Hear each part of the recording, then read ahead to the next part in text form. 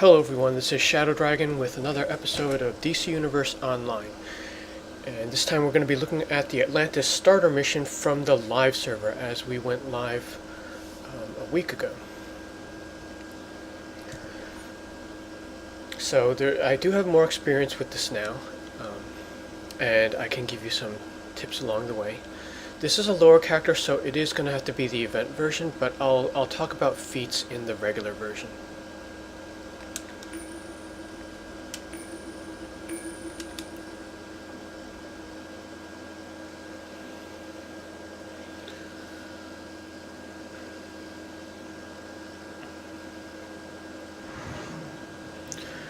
Okay, so before you start this mission, you want to go back here and get a couple of briefings. There's one on the left and another one on the right. Greetings, my beloved. These historical documents that the widowhood sent me, documenting the lineage of Atlantean kings, are fascinating. As king, I must learn from my predecessors' mistakes, as well as their greatest accomplishments. A good king must learn from the past. Only then can we build a better future. At last, my deluge have succeeded in winning over the simple-minded hatting of the Ninth Tribe. The attack on Spindrift Station has sown the seeds of dissension among the Royal Council and Arthur's surface-dwelling allies alike. Soon, the Atlantean people will see me as a patriot, and Arthur as the blood traitor he is. Now the first time you run this, they want you to see all the cutscenes, so you can't skip it. But this is the console here, on your second time through, or after the first time. Hello, my minion. You have arrived just in time. The tribunal is about to start, and this rabble seems less than pleased by my presence. I would think you'd be used to that by now, Orm. Now, Mara. Orm and his friend did lend significant aid at Spindrift Station. It is only right that they are recognized. Recognized? The only recognition I seek is that which I deserve, as the one true king of Atlantis. You were always the funny one, Orm.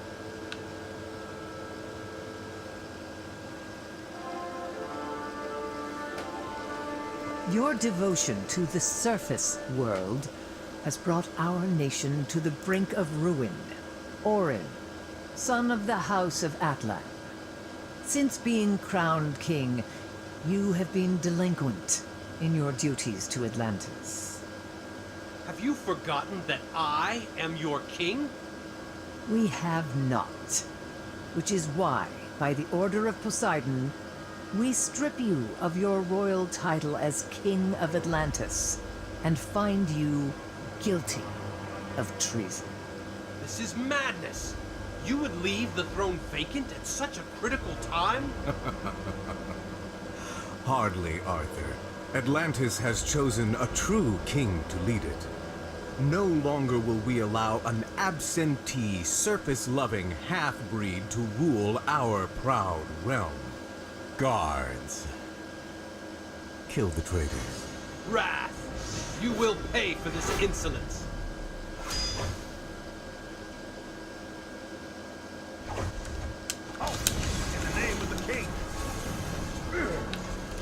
Now I think this part of the solo is actually timed. So it'll stop at a certain point, and then you'll move on to the chase. So it doesn't really matter how many ads you kill here. You just have to survive it. In the event version, you get unlimited healing barrels, so you can't die. In the real version, I think you can only pop that once. But as a whole, the ads, I think, are kind of scaled down for this one because they expect you to complete the chase. Atlantis will rise! By Neptune! Nice try. Yeah, so all these ads they're going to be lower than when you see them elsewhere in the content. because it's sort of scripted that so that you pass this point.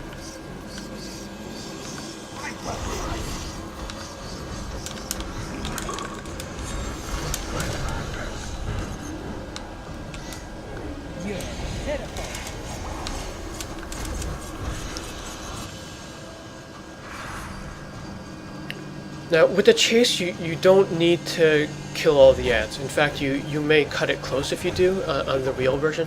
In the event version, the Crown of Thorns is a little bit slower. Get free of the palace before the Crown of Thorns traps you. I'll be right behind. For Atlantis! But we're going to try to supersonic our way through this. Make haste, woman, or we'll be next. The Crown of Thorns cometh.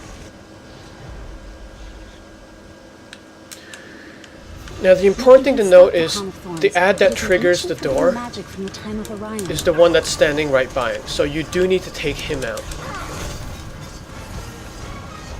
Stand down.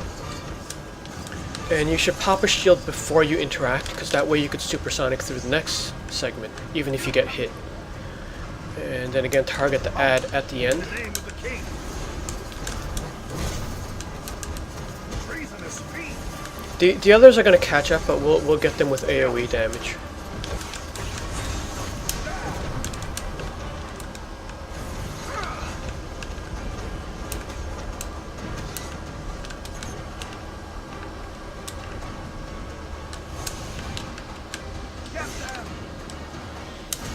My shield was on cooldown there, but what you can do to move ahead quickly is just kind of roll forward and lunge. Because if you lunge, that's faster than any other movement in combat. You won't stop it.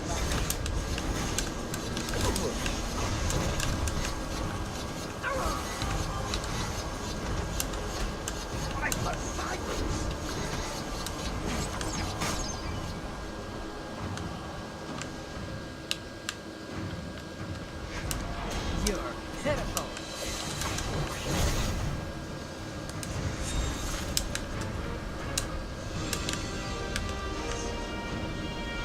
And last segment, we're just going to curve.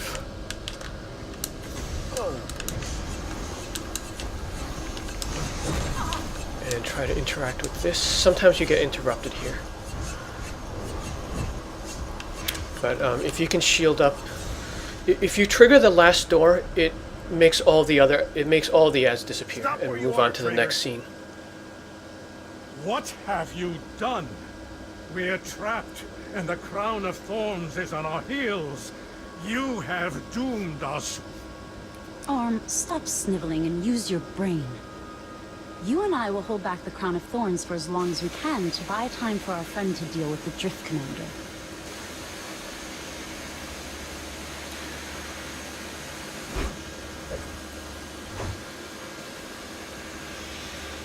Okay, so after that you go straight to the boss fight. So this is a really short solo. Like, if you really went full speed at this, you could probably complete this in like 3 or 4 minutes. But I do want to review what I just did, because there are 3 feats for speed in this. There's a 10-minute, which you'll automatically get anyway. Like, I think you can get that even if you die. In fact, you probably have to die to get the 10-minute one. And then there's another one for 5 minutes, which actually looks pretty close. So if you did the chase perfectly, you should get the 5-minute one as well. And then there's another one for 2 minutes. Now, if you did everything that I showed you, if you shield up before you interact with the door and supersonic through, and then you're able to shield up for that last one to clear all the ads, you should get the 2-minute. And you don't need to be geared up or anything for that. Like, I did that at the minimum CR, the entry CR. Okay, so once you enter the boss room, there's one investigation here. It is done. Arthur the False King is dead. The Silent School and the Elders have backed my claim to the throne and appointed me King of Atlantis. My first act as king was to unleash the ancient artifact known as the Crown of Thorns, to isolate Atlantis from the outside world and begin a new era for our culture. Today begins my ascension into the pages of history. Okay, for this fight, the boss is going to switch weapons 3 times. So he's going to use a total of 4 weapons. And they're in random order. So there's shield, dual pistols, two-handed. Actually, I think he always starts with two-handed, but it's random after that. And then the 4th one is a spear, which is a non-player style. But as an NPC style, the spear is actually it's a combination of staff and two-handed in animations. Like I think the ranged attack is probably like a two-handed, and some moves are like staff. But you're going to treat that as a two-handed anyway, as far as counter mechanics. So the weapons itself, that's the easy part. But each weapon has a different skull attack for this NPC. If he has two-handed and spear, it actually looks unclear. But what you should do is, if you see the skull on those 2 weapons, is you should roll away. Because if you get hit by it, you get this big dot on you. I think it's not clear enough compared to the other skull attacks, but it could take you out if you're not paying attention. The skull attack for dual pistols is an AoE water attack. It's actually the power I think we're missing for our water powers. But when he does that, it does a lot of damage, so you want to roll out of that. And that's visually obvious. Like you're going to see a pool of water around you. Just roll out of it as you do any 360 AoE. The skull attack for shield is a reflect shield. So if you see that up, don't attack. And if you keep those 4 skull attacks in mind, this should be a pretty easy solo. The event one is pretty much a given. Again, you're going to have unlimited healing barrels over to the right there. That's just going to respawn right away. So in the event one, you're not going to die. So just so you can see the patterns, I'm just going to go in tank stance, because you could overkill this guy. As in damage him so much that it bypasses the 4 phases. So if I'm in tank stance, there's less chance of that happening.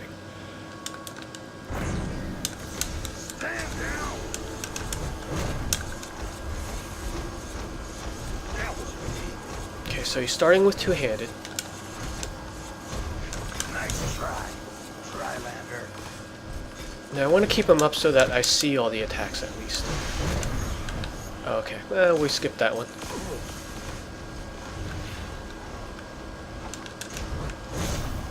So, okay, so he's got spear, which almost acts like two-handed.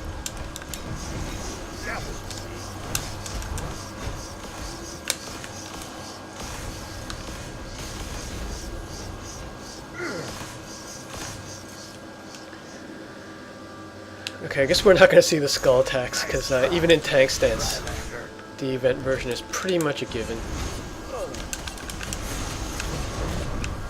We should see the shield one. Okay, so with shield, as with other shields, don't attack when you see that, because that's going to reflect your damage on you. So I think like if you orbital him while he has the shield up, it could one-shot you in the regular version.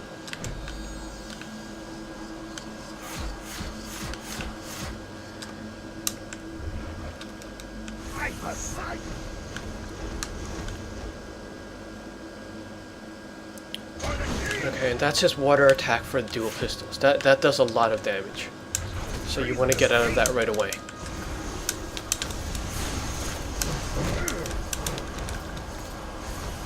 Now, hurry! Open the emergency flood vortex. This is your plan? Foolish Zebel witch will be cut to ribbons. We have no choice, Orm. There is no other way, and we cannot hold back the crown. Use the controls to open the flood vortex, but be ready. This will not be a gentle ride. Okay, so the first time you run this, you actually have, well, actually every time you run it, you're going to have 2 exits. They actually shouldn't have this one here the first time, because if you return to last location and then you teleport to Atlantis, it's a little bit disorienting because you're going to be in Mera's area, and then you won't be able to talk to anyone. Because the first person you talk to is supposed to be King Shark. So if you go this route, you could get a little bit confused, especially if you're new. But if you interact with the console, it'll play the cutscene, and then you'll be transported to the proper starting location. Wait! I am far too important to die like this. Too late! Neptune's balls!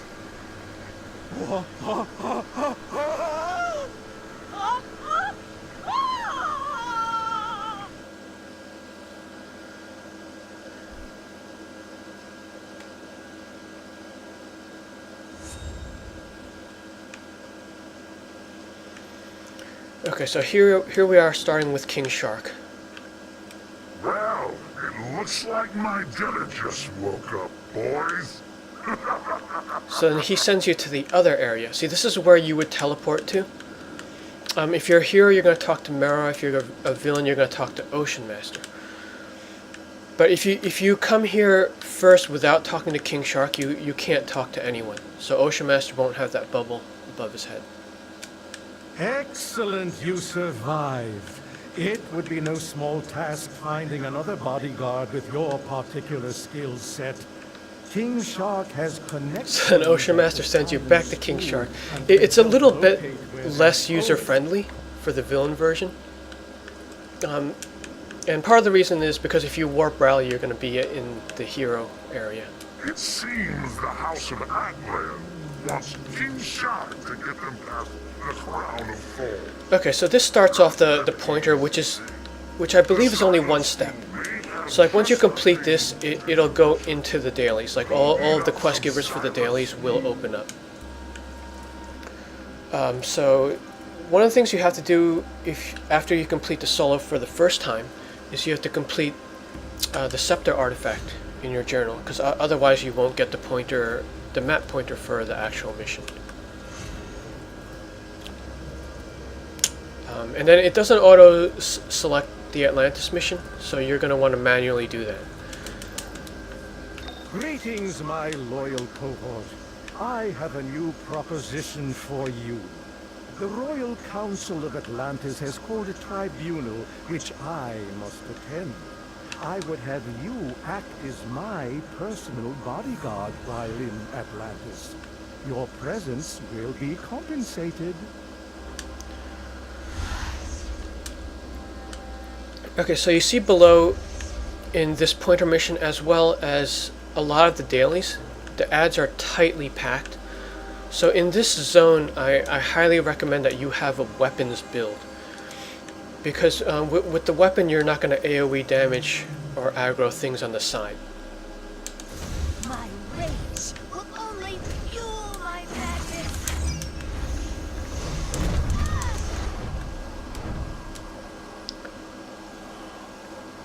You seek the trident?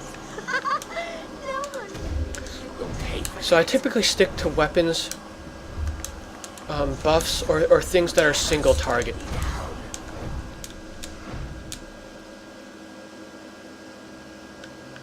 Never. The faceless one will destroy you.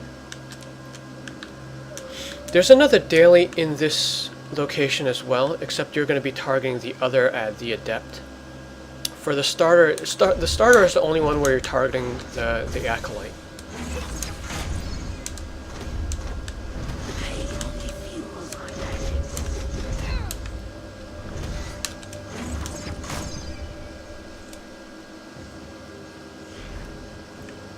The Simon School's secrets are ours alone. And the other thing is you should never be in tank stance for an area this tightly packed because of proximity aggro. So like if I did the weapon buff as a tank, that would aggro a ton of ads. The crown's magic is ancient, and all the relics of power belong to us. And remember that you could also kite enemies in the back. faceless one's inner sanctum. So like this only got one of them and not the guy next to him.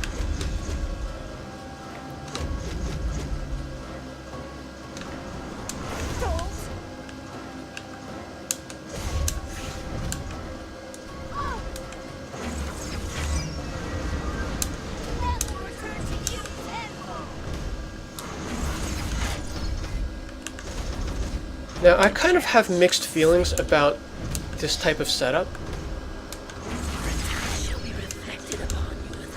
Because while it does promote strategy, You have no it also takes advantage of like flaws in the game to make it hard, instead of it actually being genuinely hard. So, like as a lot of you know, like the targeting isn't perfect in this game. Like you could be in mid combo on an NPC and all of a sudden you'll be flying across the room targeting someone else. So that's where I'm kind of against that type of tight setup. So those creepy conjurers are stockpiling relics in the Masters of the Sanctified. Predictable. I'll get you inside, but that doesn't mean Ocean Master has my blessings to take the throne. Meet me when you're ready. Alright, so once you complete that, Well, if the it dailies isn't open a up. royal's pet dogfish. If I... So you get the one from King Shark. You get the weekly counter from stockpiling Aqualad. unregistered magical heirlooms from the Atlantean people. Some of these relics have been in their families for centuries. We can't let him have them. If you're a hero, you get one mission from Mara. The villain one is from Ocean Master. That slithering eel Kormrath sits on my throne. He has brainwashed the commoners with fear and lies, and sends his lackeys to hunt us like wild. This console gives you the freebie, and this will be here Turn the tide on him. while this is in preview mode, in event mode. So that'll go away once the next DLC comes out. This is the other The daily, sea suffers as much as the people do under Kormrath. and then you've got the weeklies here, the bounties. Kormrath can improve their situation. Have opened portals to dark realms and corrupted the creatures of the sea. A giant brine hulk is attacking the Beast Rancher's farm. Help him, please. Okay, so that's the starter mission for Atlantis. Hope this helps you out, and thanks for watching.